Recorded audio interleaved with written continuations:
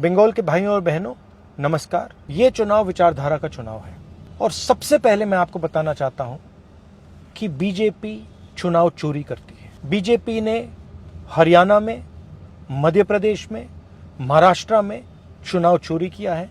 SIR चुनाव चोरी करने का तरीका है। बीजेपी की विचारधारा और कांग्रेस की विचारधारा देश में लड़ रही है।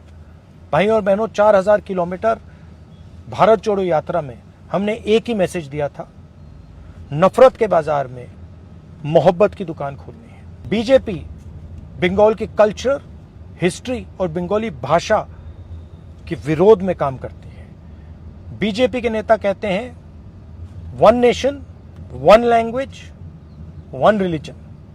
इस देश में बहुत सारी भाषाएं हैं, बहुत सारे अलग अलग लोग हैं, अलग अलग धर्म हैं, अलग अलग विचारधाराएं हैं। कॉन्स्टिट्यूशन कहता है that India, that is Bharat, is a union of states.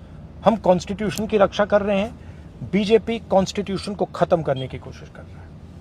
भाइयों और बहनों, अगर ममता जी ने साफ सुथरी सरकार चलाई होती, अगर ममता जी ने बंगाल को पोलराइज नहीं किया होता, तो बीजेपी के लिए रास्ता नहीं खुलता।